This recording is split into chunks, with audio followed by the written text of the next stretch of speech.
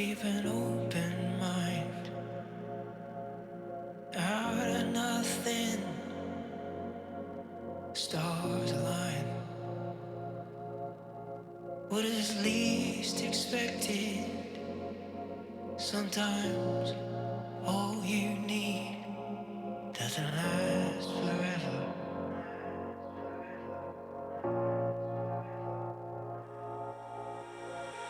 With every moment, the choice you're making, just let it guide you down whatever route you're chasing. With every moment, the choice you're making, just let it guide you down whatever route you're chasing.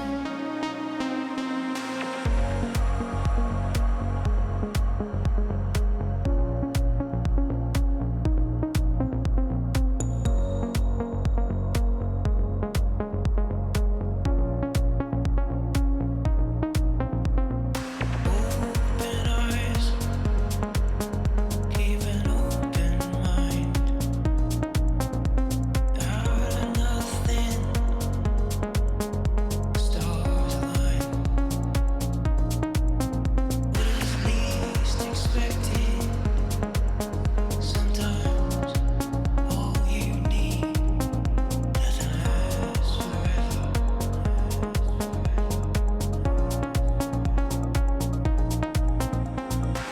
With every moment, the choice you're making, just let it guide you down whatever route you're chasing. With every moment,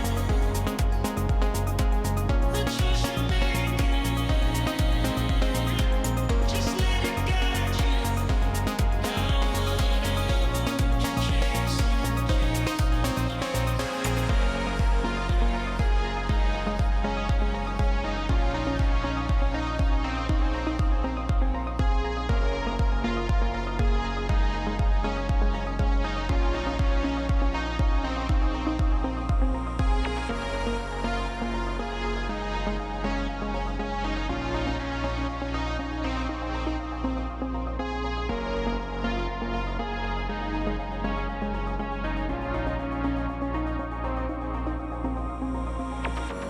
Now who would believe that we're even in the same league? So much distance in between, but we're running towards the same dream. But we're running towards the same dream.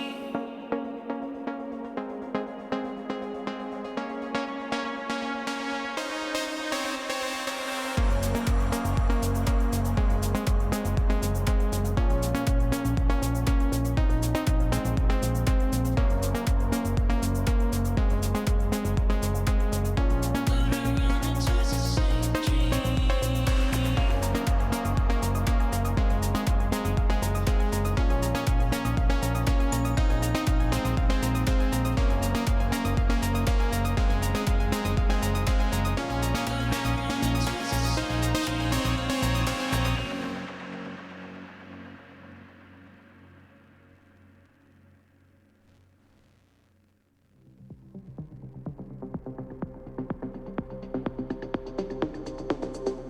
I wish I knew then what I know now. And are we ever gonna get to higher ground? I wish I knew then what I know now. And are we ever gonna get to higher ground? Free your head and look up at the sun. We're never leaving. Spread your wings and watch yourself become already dreaming.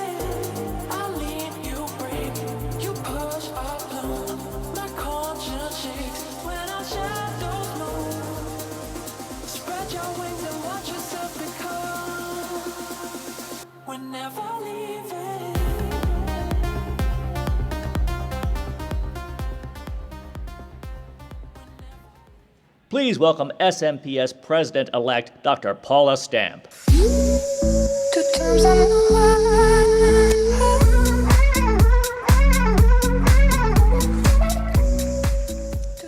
You made it. Awesome. How are you enjoying Amplify so far? Yeah? Absolutely. We made it to the last day. In the past 2 days, you've had the opportunity to learn how to embed creativity and innovation into your culture and become a unicorn by turning your uniqueness into gold. You have connected with new and familiar colleagues from coast to coast to expand your network of AEC growth professionals. In intimate breakout sessions, you have heard from our industry's thought leaders discussing tactics, methods, and insights that will help you grow as a professional and lead your firm into the future. Not to mention, you experienced Camplify. Can I get an amen? Who has a friendship bracelet? Who enjoyed the s'mores, the games? It was just great. I think that's outstanding in just a few days, and we're not even done yet. Before I introduce our next panel, I want to take a moment to share my excitement and vision for the upcoming year. As President-elect, it is my honor to lead the SMPS mission to engage, inspire, and empower AEC professionals for lifelong learning. As such, I want to take the opportunity to talk about a few of the priorities the board and HQ will focus on over the coming year. We will continue to move the strategic plan priorities forward. Those priorities include investing in digital transformation to deliver community and education wherever people live and work, cultivate professionals with diverse expertise that are critical to sustaining a thriving industry, and to create a best-in-class experience for professionals responsible for business growth. Building alliances with new industry partners and furthering existing relationships will be a focus over the next year. Advocacy within the industry for the value marketers and business development professionals bring to their firms is amplified when our alliance partners engage with our members and experience the body of knowledge we bring to the table. Evidence-based data that supports participation in SMPS is not only valuable for our industry partners, but for our members to communicate to their firms via thought leadership. The SMPS Foundation goals are providing thought leadership through presenting and implementing research, as well as the continued focus on providing funding for HBCU scholarships will be intentional and focused. This year, we intend to make the opportunity to obtain DEI continuing education units and certification, the first and only of its kind, available to our members, alliance partners, and industry-wide. As an association, the highest priority for the board and HQ is to strengthen leadership opportunities at the chapter, regional, and society level, as well as communicate the value of SMPS membership. That means more opportunities for members to engage in different ways and to communicate to members SMPS HQ's process for committee, board, and award participation and submissions. This approach is in alignment with SMPS's mission to engage, inspire, and empower AEC professionals for lifelong learning. How are we doing this? By making content accessible via in-person, virtual, and asynchronous learning, with the outcome of cultivating professionals with diverse expertise into leadership roles in all positions. Whether you are a business developer, marketer, principal, or technical professional, you will walk away with a best-in-class SMPS experience wherever you are in North America. As we begin the last day of Amplify, I want to take a moment to thank the current Society Board, who has accomplished a lot this past year. Under the inspired leadership of our president, Dana Galvin-Lancourt, the Society has established a high-functioning board. Under the guidelines of NeighborWorks, a bipartisan-funded government agency that has established, the characteristics of a high-functioning board for nonprofit developers. SMPS's current board meets and exceeds their guidelines. Thank you, Dana, Holly, Ben, Adam, Andrea, Anne, and Janet for setting the bar high and modeling the way. If you could take a moment just to celebrate them.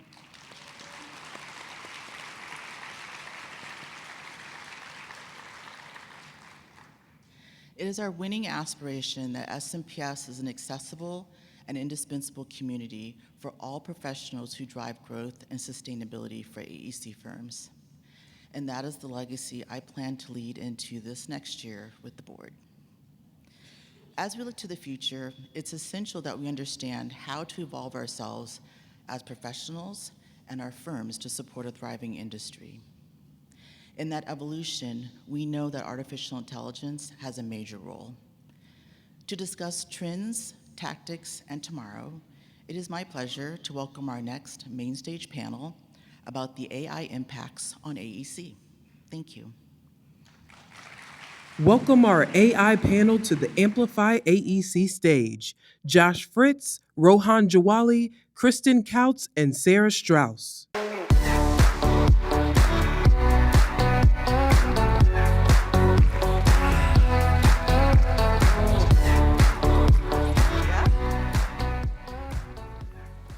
Hi, everyone. I'm so happy to see everybody here. I hope y'all had a really good time last night at Amplify.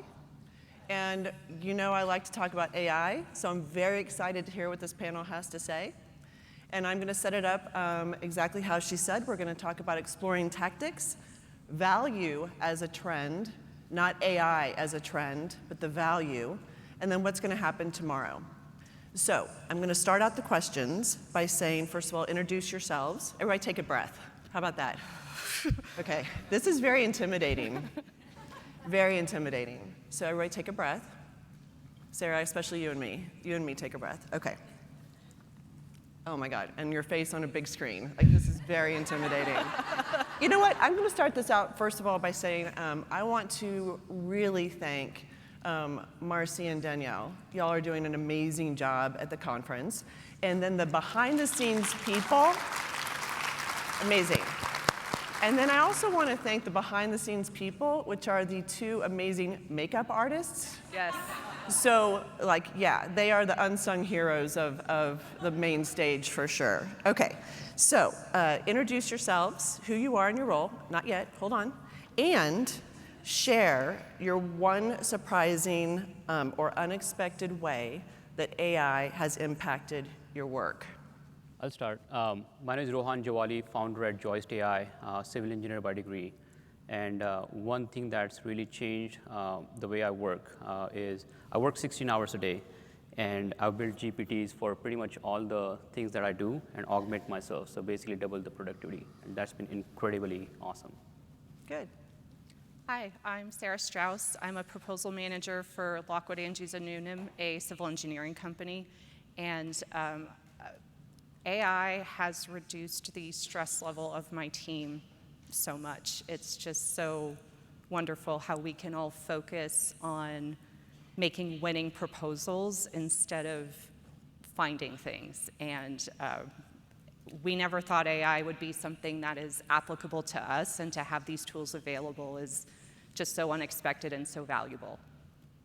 My name is Josh Fritz. I work for Leo A. Daly, and LAN is a sister company.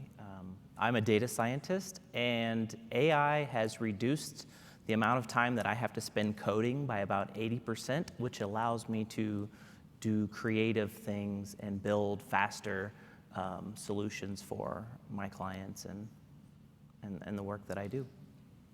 So our panel today, we talk, AI, sometimes when people talk about it, they talk a lot about theory, you know, like what it can do, and there's no context. And if y'all know me, I really like context. So we have a founder here, which I think is really important. I hope you come up and talk to him afterwards, but he has founded his company specifically to help our industry.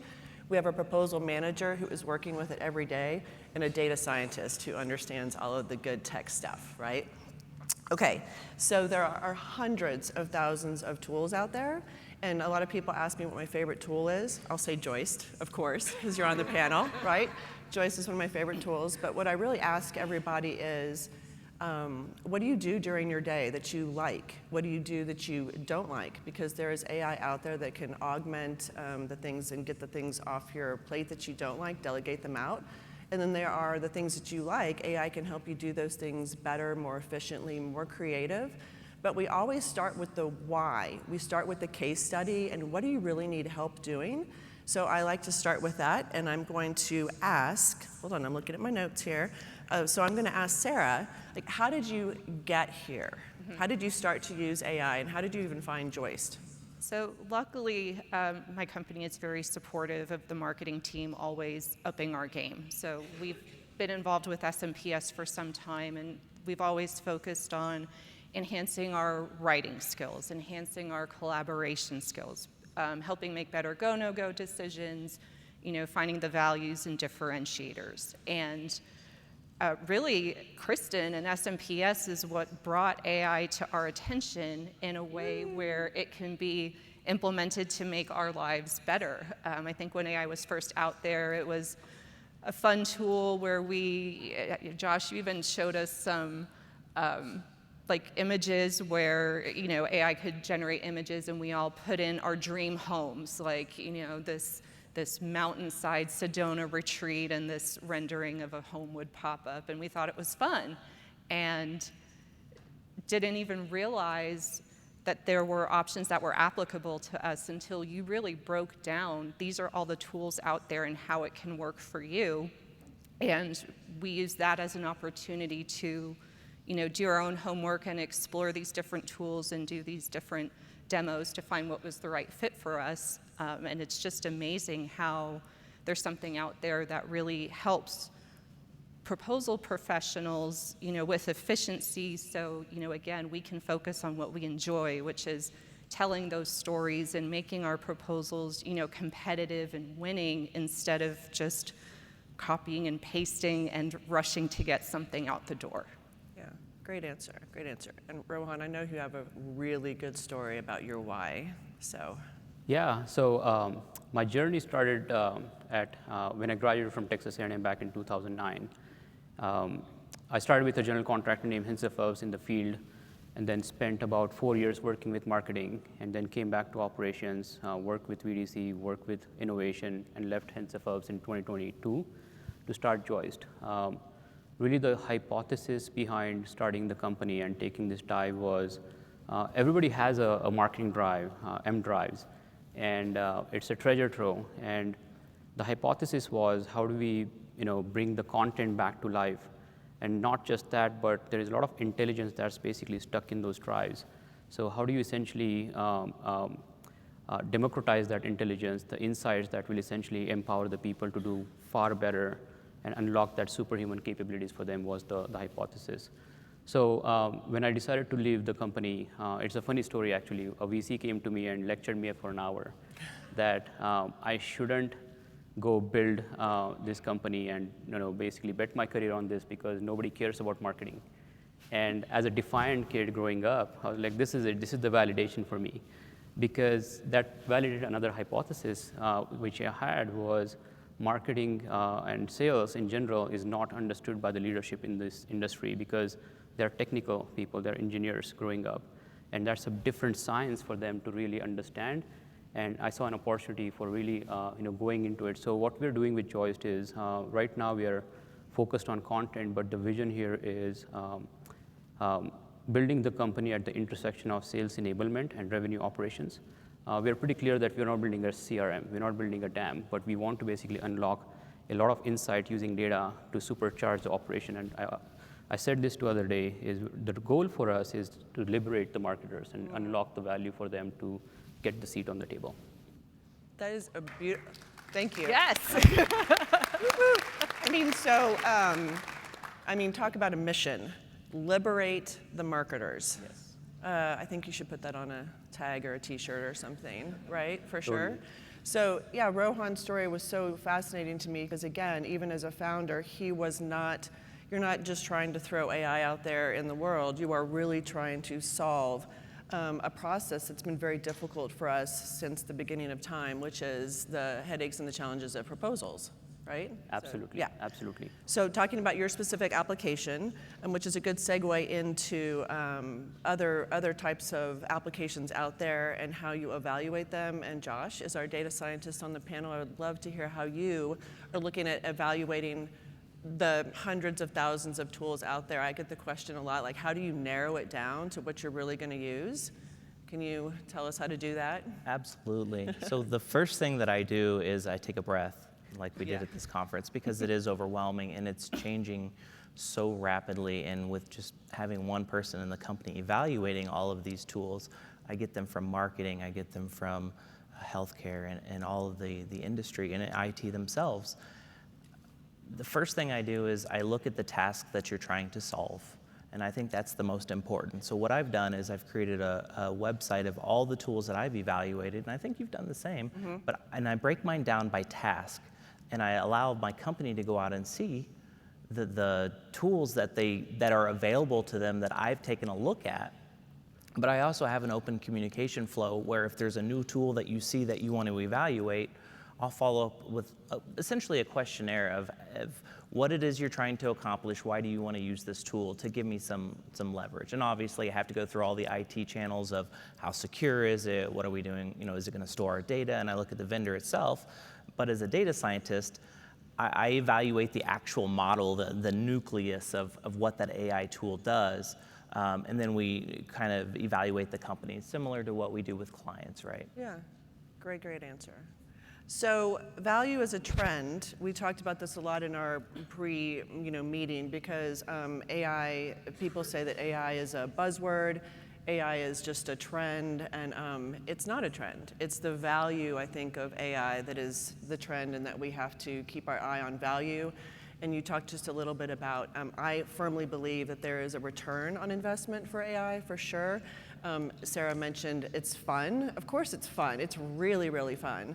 But the tools that we use in our professional lives have to give us something back. So I actually look at cost, I look at time saved, like things like that, metrics. But what I'm going to ask Sarah about is, because she, on our pre-meeting for this, she was talking about the metrics that she uses, and I was very impressed. And so if you want to make a case also for AI to your leadership or your bosses, Sarah's going to tell you how to do that. I can tell you how I did it. Yeah. And this was a question that was asked a lot when we were trialing Joist, is, well, how much time are you actually saving? And it took me a while to figure out the right way to figure it out. And what we did was, essentially a few months ago, we had a quick turn proposal with a week and a half due date, which luckily was just qualifications that didn't have a technical approach. And I put a very junior staff member on it.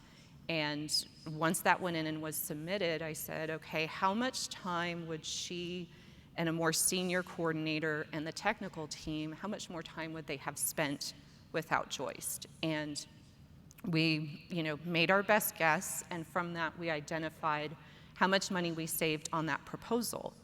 And then we said, okay, well, how long, if this is a reasonable cost savings, how long would it take for Joist to pay for itself? And we determined after 13 proposals, we would have gotten our value after Joist. And we submit 200 a year.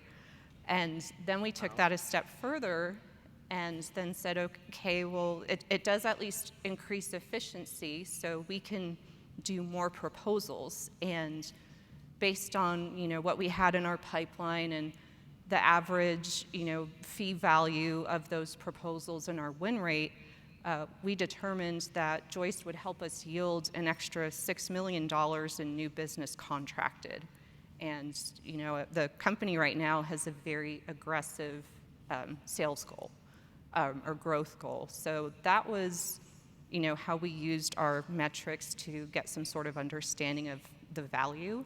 And luckily, I don't think we got a whole lot of resistance, but that just helped inform people of that it's more than just making marketing happy and being a tool that only marketing benefits from. There's a wider benefit to us using it. It's the why. You have to start with the case study, the business use cases that you need, the problems that we need to solve in our industry, in your work life, and then the AI will have the return. So you mentioned that the metric for you, and you were talking about the money and the more proposals. Can you give a little brief description on, because I think the proposals are also better using the AI. Can you talk about that? Well, and so part of why we were able to identify that time and cost savings is because the quality of the first draft was better, because we were using Joist versus spinning our wheels trying to locate the best information. And with that, the proposal team is spending less time trying to remember which proposal they use this piece of information that would be really helpful. And so they're spending less time data gathering and more time on, again, making sure that our win theme is well represented throughout our proposal, that we're highlighting our differentiators, that we're telling a compelling story, and, giving us more time to make clear, call-out boxes and give more thought to how we lay out a page versus, just the usual grind that, we tend to fall into when we spend so much upfront time trying to locate the best information. And nobody goes into proposals wanting to copy and paste, right, as a career. This really elevated how the team can tell a story. I talk about using AI to reclaim time, and what was so fascinating about the Disney speaker who opened the conference was getting time back to think and do better work. So it's not just about filling the time with more proposals. It is using the AI tool to get that time back also to do better work and better connections with your clients.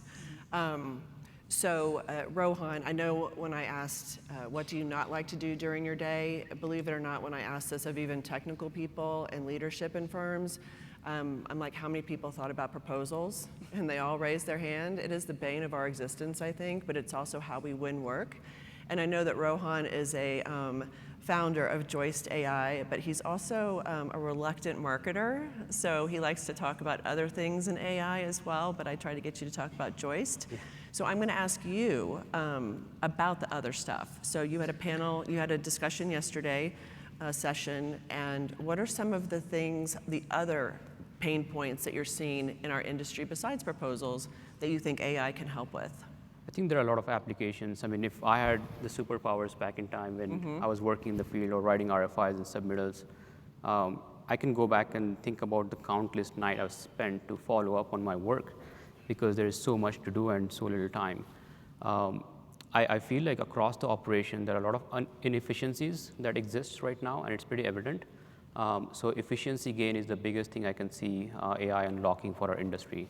That's basically going to happen as we go through the cycles of AI. Can you quantify efficiency gains? Like, what does that mean to you? From efficiency gain perspective, if you can unlock about 25% of the efficiency gain for a person's time, that's a massive win for an individual. Think of a team of 10 paying $1 million a year. That's $250K right there that you can unlock. Other parts of the business, I mean, design is something that I see improving a lot. What I'm more excited about, if you think about AI in general, I feel like a definition for AI out of the box for a lot of people is chat, having conversation. But there is a lot more to AI than just chat, right? Agreed. All of this data, there are a lot of insights that are locked in, a lot of patterns that are locked in. If you're building buildings, right? If you're going after a new job, starting a new job, what are the trends that you have made in the past, the mistakes and errors and inefficiencies from design perspective? You can basically unlock that and bring the front end so you're not repeating the same mistakes. So lessons learned could be supercharged as you move forward. So in general, I mean, sky's the limit, in my opinion. You have to imagine, you have to dream, and then essentially bring those ideas to existence. There are a lot of people looking for building something, so partner with them and then figure it out. Yeah. You said the sky's the limit. I also heard KP Reddy say AI changes everything, everything. So I also say it's not just People think like AI is just a tool, but it's not. It is not just something you have to learn. I say that's my mantra. It's not just a piece of software or technology. It's going to affect everybody in your firm. I mean, CEOs, top to bottom, side to side. So you mentioned some use cases. Josh, as a data scientist, and you also mentioned how you vet your tools. What are some of the use cases that people are bringing to you that they're looking for AI to help them with for efficiencies? For efficiencies, Or any, like, absolutely. What are they looking to solve? Text to image is a big one. Okay. Getting ideations out there for if we don't have it in an open asset, we're looking for a concept that's not really out there. That white page blank where you can't get started and you're staring at that white page for days. I'm sure everyone's show of hands, how many people have just stared at a white page and never gotten started, right? AI gets you going, that image, the text, it writes, it helps you put your thoughts on paper.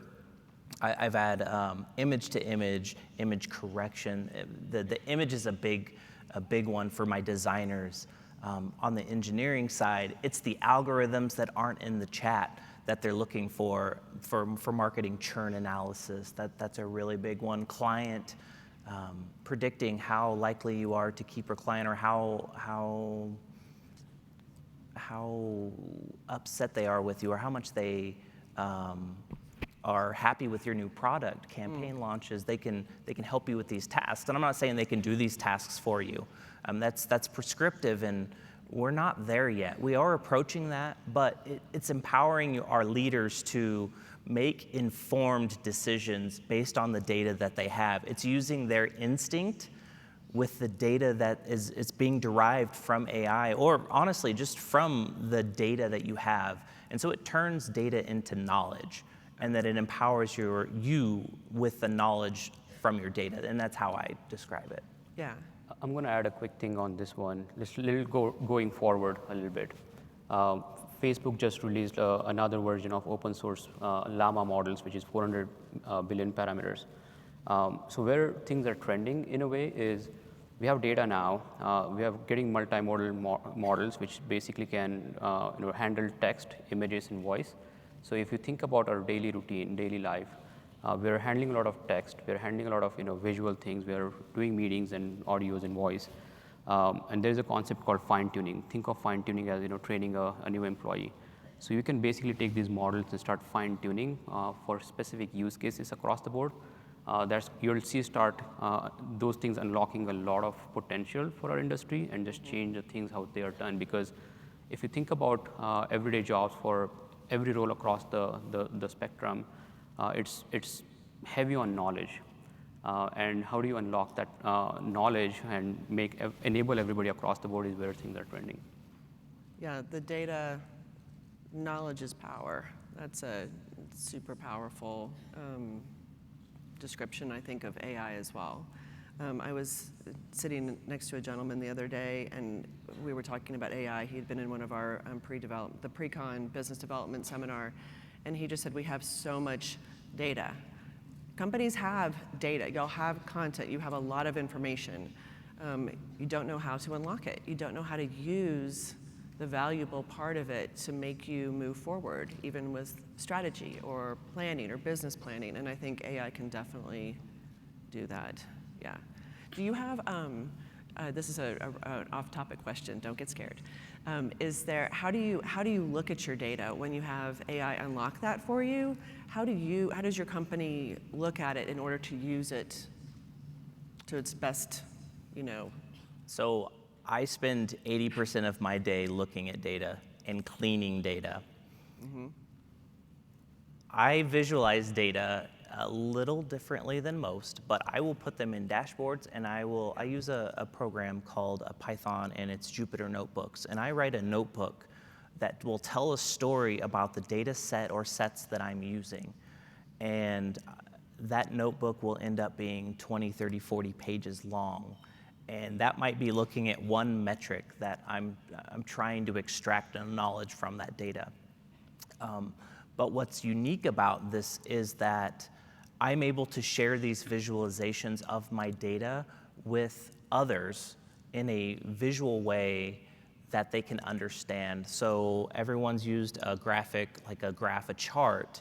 I'm not so much on word clouds. They're fun, Yeah. they really help, but when I'm looking for dirty data, and if you're looking at your ERP and people aren't filling in data the way that you need it to in order to train your models, I will graph what's not accurate, and I will hand it off to the person with the big stick that needs to go and clean up that data. Yeah. And so I hope that answered your question. It totally does. That's over cocktails. That's a whole different discussion about clean data versus dirty data. Sounds dirty, but it's not, right? Dirty data, and cleaning that up. But really, it's true. It's how you have this knowledge, how you have all of this information, and then as marketers, I will say, then we can come in that way. That's a marketing foundational aspect that we have, is visualizing and storytelling information in the best possible way for someone else to receive it, right? So I have a very good friend. She loves her spreadsheets, as lots of people do. And when she talks to her president with all these spreadsheets, he's just like, what do I need to know? And I think AI can definitely help extrapolate all that information, easier to give those stories, if you will, to leadership in order to then, as you said, make informed decisions for better outcomes for your firms. Not just pursuits, the whole company. This AI is going to change everything. I will plug into that, where in one of the unsung powers of Joist has been the ability to find content that you would not otherwise have been able to find. And so if you think of it like a superpowered Google search for your network drive, that's the power that Joist will give you with being able to search for the knowledge in your data. You're all sitting on a treasure trove of competitive advantage for your company within your proposals, within all of your documents, your PDFs, your docs, your Excels. AI extracts that for you. It helps you extract that. I'm sorry, you have to do a bit of work, but it will definitely drive down the time in which you can extract knowledge from your data. I'll go a little deeper on this one. Thanks for the plug, by the way. If you think about data, like Josh mentioned, right, you have structured data and you have unstructured data. A lot of databases have structured data already in place. Your documents and proposals and other types of files have unstructured data like RFIs and submittals. So the biggest challenge is going to be, how do you bring it all together in one place and then build that baseline of data that can unlock these workflows as you move forward. So always encourage people to think about both types of data and what are you going to do to essentially unlock the AI potential for your businesses in general. So always think about those two things. Awesome. All right, so we're on to the little section about tomorrow for AI. I am a techno-optimist. As Josh said, he thinks about data all the time. I think as a founder, you think about AI all the time. I think about AI all the time as well. I do tell the story kind of that we are, as an industry, I think we're behind technologically speaking. I don't think that is I say the quiet parts out loud sometimes. So I think we're behind. I think our clients are behind. It's like we are trying to build fire, and the Starship Enterprise is taking off, and how do you reconcile what you're seeing with AI versus what we're actually just even trying to do ourselves with people learning about the definition of it. We talked about that backstage and what we're using. So, and there are constraints around AI as well. I mean, it's kind of messy, right? I mean, there's energy consumption, there's water, it's environmental. So I'm going to say, barring all the constraints, right? And like the perfect world of the future, let's do a little predicting. So I'm going to go to Rohan first. If you can tell us what do you think is emerging that will have the most significant impact on our AEC firms and for the audience? That's a good question. It's a big question. I mean, if you think about AI in general, it's changing so fast, right? It's changing every single day. And there are three things that pop in the top of my mind right now. The first one is the agentic framework. Think of agents as a bunch of prompts chained together and essentially have that if this, then that relationship. So that can essentially take a workflow from start to finish. Yeah. So those agents are essentially rising, and there is a good infrastructure and framework being built around them right now. Multimodality is something that I'm extremely excited about, and we're trying to go get our hands dirty with different multimodal models as well. Multimodality means you can basically handle text, images, and voice, and all those different input types in the single model. That essentially, again, unlocks a lot of potential from an enterprise use case perspective. You can basically build a replica of brain and then start leveraging that model for different use cases. And then fine-tuning and stuff like that technically would be something that you will see start rising pretty quickly here. In general, I mean, you'll see pretty much all the applications, all the software stacks you have some part of AI thrown on top of it, if already not happening. Starting with chat and then going into more of a data cleaning workflows and so on. Okay. I do expect that to happen pretty quick. Yeah, I'm going to give myself a little quick plug here. I'm going to talk about multimodal tools in the next session. So if y'all want to see some of them, multimodal, what it really does mean, you said, it goes way beyond just text, which is prompting. I'll just say ChatGPT, prompting with text to get text back out. Multimodal means that the AI can actually read and see and hear. So it can look at images, it can look through videos, it can extract the content and the data from those things. And I usually have audience members who go, what do you mean it can see? And I'm like, it can see and not only look at it, but take the data from those images. So it's very crazy. And what I forgot to say was, I also sometimes show a slide about people that I follow in the industry who are doing the predictions for the next, whatever. And the timeline that I show for what is happening, the most important part of the timeline is it is happening over the next 5 years. Most timelines you see will go out 30 to 40 years because that's what looks like the future. But the future is actually now and happening within the next, it's mind-blowing. It's mind-blowing. So to that end also, I will ask Josh the question then well, it's important, I know, to stay agile. But how do you think you're going to keep your firm agile with all of the changes that are coming so quickly? So it's very important to not be siloed into any one methodology.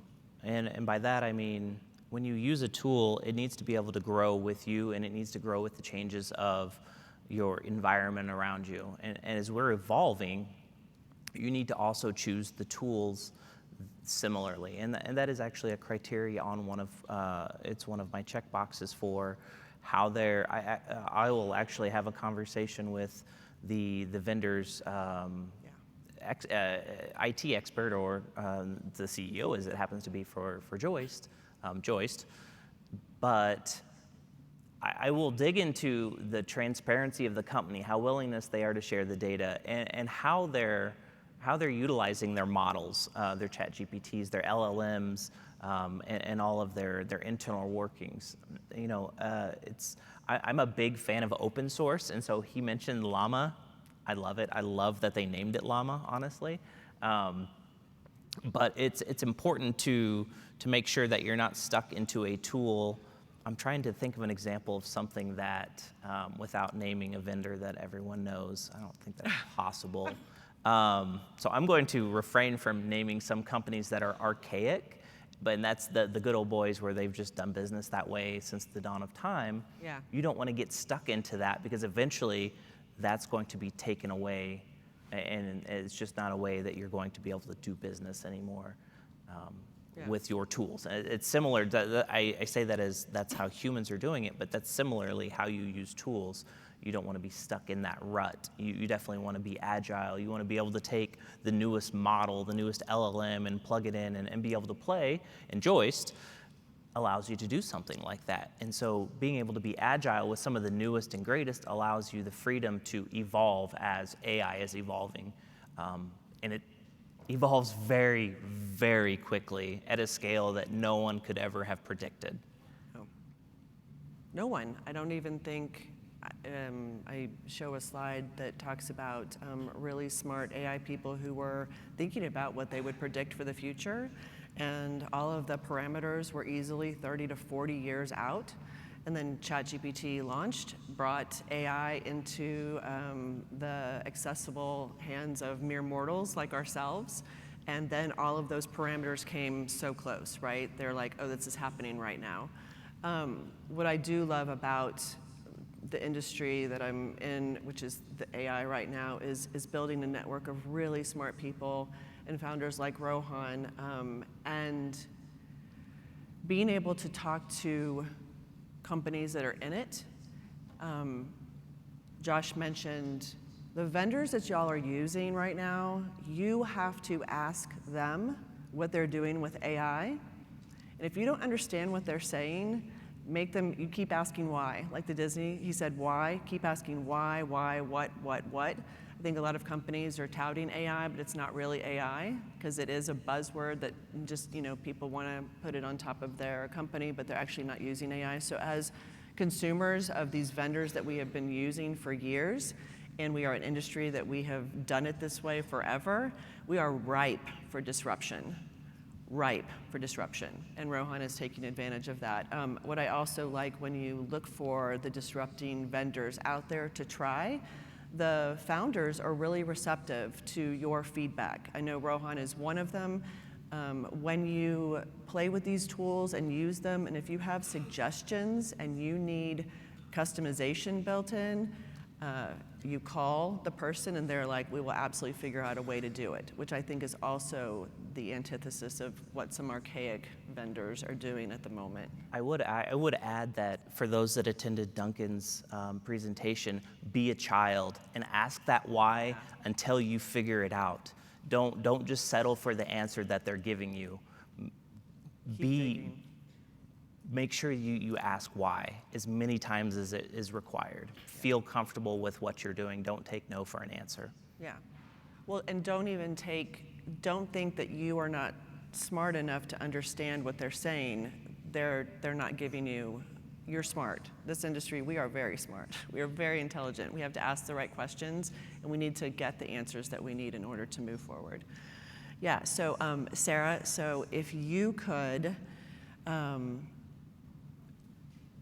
found Joist for proposals, but if you could wiggle your nose and which style, what else would you look for? What are you hoping for your team, your marketing team? What are you hoping comes next for AI?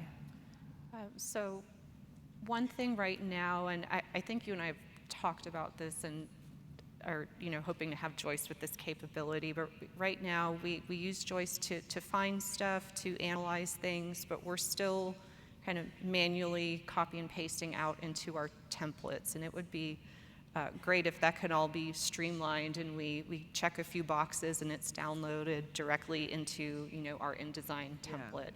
Yeah. It would be great too if you upload an RFQ and it analyzes all your proposals and can come up with a go no go recommendation that is non-negotiable, because everyone always has an exception, right? I don't know how we're going to solve that problem. That would be my bewitched wiggling my nose is, the AI, trust the AI. It says no go. I don't care that you saw someone at a party last year. Right? Yeah. Rohan, were you taking notes? Yeah, I've been thinking about it too. Yeah. Go, no go, right? There are reasons why you're not going with it. And as long as you have data backing it up, it basically makes it clear. Yeah. I was on a panel last year, and one of the gentlemen was talking about the go, no go process as well, and using AI for it. And not just the, we have the expertise in it, or, we have the right project people for it, or we have that experience and it's in our own backyard. But he also really talked about risk. So I thought that was an interesting component of a go, no go. The risk involved in going after certain projects. So definitely. Josh, do you have a wiggle your nose moment? Does everybody get that reference? It's Bewitched. Bewitched. Okay? I know there are younger people in the room and people are like, what is she talking about? And we have to clarify our TV now. For work, no, because like Rohan, if I want it, I can build it. Yeah, okay, good. So that's interesting. You probably have some really exceptional people in your firm too. that not only can go out and vet these tools for you and help you look at the metrics that you're getting back from it for value and budgeting, but you probably have some people in your firm who could build their own AI tools at the moment. It is very accessible and open. Yes. Yeah, that's a good point. And so I will actually see that what I need is not so much on the wiggle. My need is actually I need the ideas that people want to build. Interesting. I need the business problems that people want to solve. I want the top-down leadership to tell me Your use case studies. the use Yeah. cases. Yeah. I don't need you to tell me the data. I want to find the data for you. I need your problems. I'm a problem solver. I love solving problems. Give me your business problems so that we can build a tool to solve your problem. Yeah, I love that. Besides, without giving away any secret sauce, because I know that we get into that kind of stuff, like, is there something you've built that you really are proud of? Like right now, have you built something that, did I put you on the spot? No, actually, so I built a ChatGPT for Salesforce that became irrelevant once ChatGPT got launched. Yeah. But I am very proud of He it was building. because I built it. He was building before it was a thing. To see the amazing work that is done in my field, Yeah. and these LLMs are just, they're so breathtaking for me to see. But I'm proud because I took that first step. I educated myself and to figure out how to do it. So when I did it, it doesn't care that somebody else did it better. Yeah. I did it. And so now I'm empowered to, okay, now what's the next step? How do I use that tool to build something better? Yeah. And so that's the tool I'm most proud of that isn't no longer used. You should be very proud of it. That's amazing. So when we start with the use case, again, I keep emphasizing that. You start with the business use case, what problem are you trying to solve, the why of what you're looking for. And I usually tell people, we'll go look for an AI tool off the shelf. But if you can't find it, then there are companies out there that can help you build a specific AI like yours around other use cases for you. So there is a solution out there for, I think, almost every business use case at the moment. Whether or not that is going to become irrelevant tomorrow because a bigger thing is going to come and you can probably pull it off the shelf. But you can absolutely start using AI today for almost everything, I think, in our industry. All right, so we have 5 minutes left, so we're right on time. This is the wrap up, and I wanted to, let's see, okay. I always like to end presentations on, you know who our audience is. We are a large group of marketers, business developers, sales and proposal experts. What is the one thing about AI that you would like them to go away with? Like, I know that's hard because it's like I want to tell them everything, but what one thing that they need to know? I will start, and I will say from Amplify, I spent the time talking through the components of ChatGPT and some of the AI. My takeaway for you is it's not that scary. Mm-mm. It's really not. Find someone that can break it down for you or break it down yourself. But AI itself is not that scary once you start dissecting it. And if you can't find anyone, reach out to me.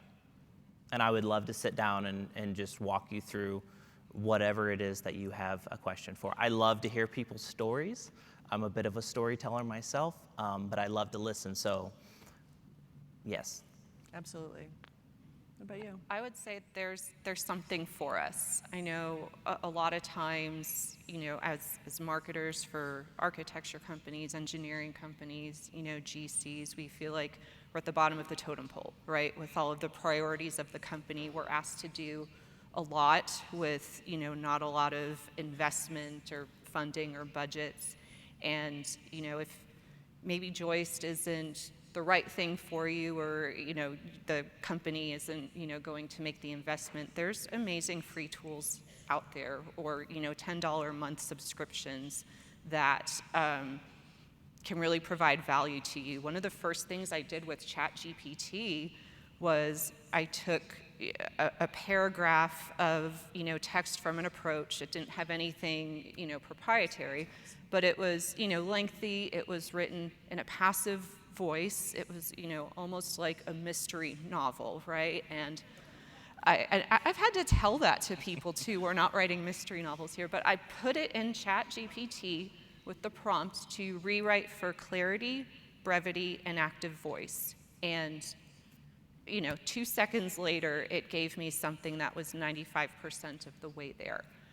So even if there isn't, a big giant tool, there's these little free tools out there that can really make a difference in your sanity, in your productivity, in your quality of work. And it's worth just understanding what's out there. And I give a lot of credit to SMPS and Kristin for being able to tell us AEC marketers what those options are, so we can then see what is really the most suitable for what we need to do. I'm so proud. Thank you. You should be. Yeah. What about you? I actually have two. Be patient and be experimental. We are in a very early phases of AI evolution in a way. And a lot of times someone starts using, let's say, ChatGPT and says, rewrite this mystery novel paragraph for me. It's going to spit out based on what you ask for. So you have to be more specific and work with AI in general. How AI is right now is more of a human-AI collaboration. So you have to work with that tool to get the outcome that you want. And it's not doing it, that means it's going back to prompting, right? So experiment with prompting, work with the tool, be patient there, and then get to the outcome that you desire is very important. If the tool is not doing something, there is probably a good chance that you can use improvement there. So know that things could be different if you have expert help. So always stay patient and experiment is my tip. I'm going to reiterate all three. One, the AI process is solid. It is a solid process. If you do not get what you need out of AI, it is probably a human user error at the moment. What Sarah said about free tools, go look for the free tools. Most of the tools that I recommend have the free component for a while. And if you don't like the tool, move on. Move on. Even if you buy the tool, buy it for the first month and keep testing. And if you don't like it, you move on. And then absolutely, we'll reiterate from Duncan yesterday. No, that was 2 days ago already. Time is a construct. But also what Josh said, do not be afraid of the AI. Don't be afraid. It is amazing. It's an amazing tool. So anyway, I think we're at 19 seconds. Look at us keeping everything on time. Really appreciate your time. Thank you so much. And yeah, find the panel. They're really smart. Thank you. Thank you, everyone. Yay! I think that's it. Yeah?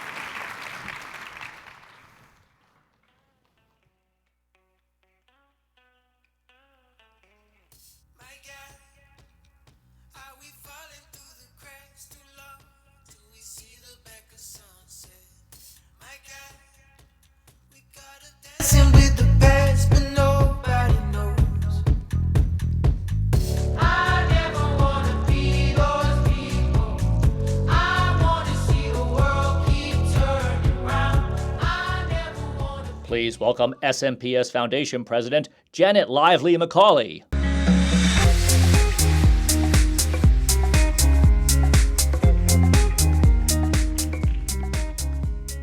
Well, good morning, everyone. Has it been an exciting morning after the party?